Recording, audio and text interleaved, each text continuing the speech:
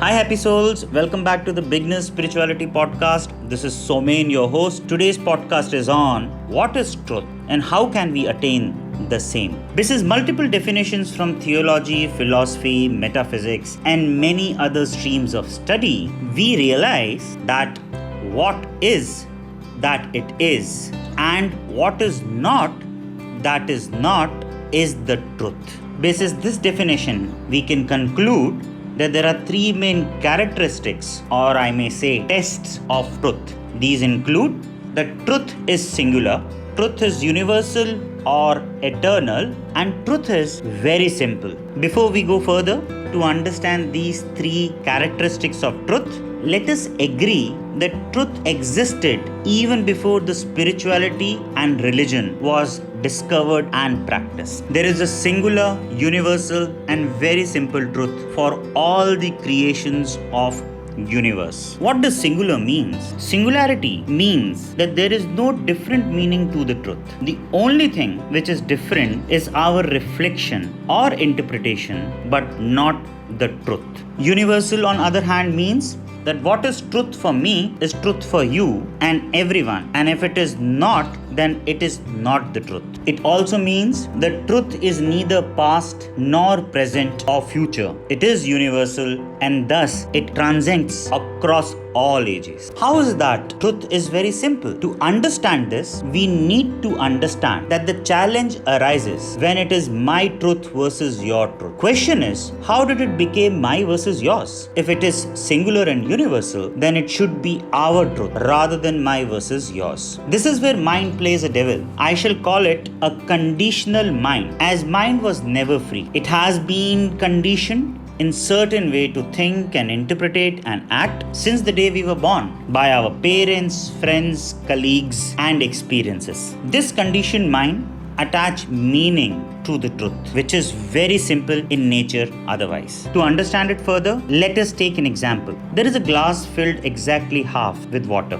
How many truths can be there for this? Many.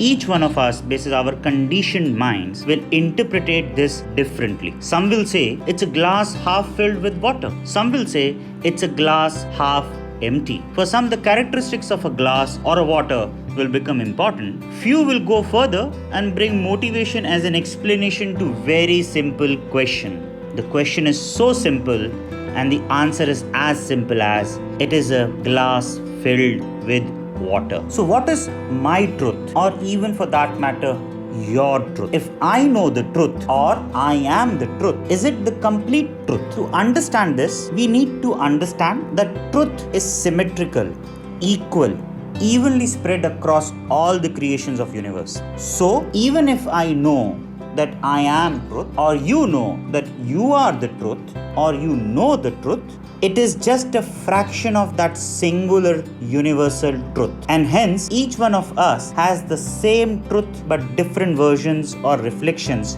which is incomplete. I am just the partial or a fraction of singular truth, and I know just the partial or the fraction of the singular truth, which is where the difference between my truth, your truth, as against our truth arises. But what leads this partial truth to false or a lie is our conditioned mind, which attaches meanings and interprets every partial truth basis the conditioning it has been through. The reflection or the interpretation of one singular truth is partial truth. So though it is not false, but it is partial truth, and partial truth is not singular universal truth.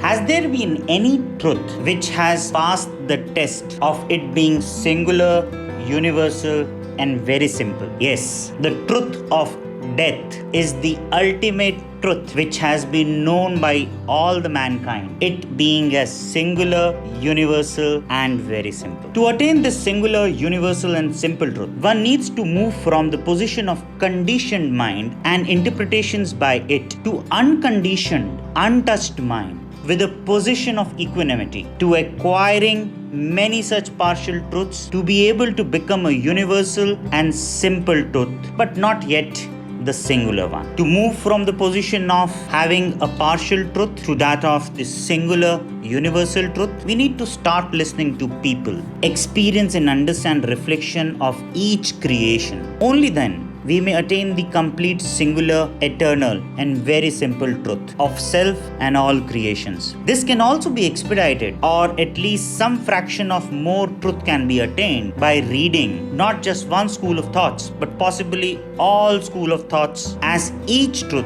is incomplete and hence it is just a partial truth. This shall help us to move from the position of my truth to our truth. Our truth shall always be greater than my truth. Thank you for listening to me. If you did like my podcast, please do share it, write back to me, like and subscribe to my YouTube channel. Until next podcast, please stay safe, my truthful happy souls. See you soon.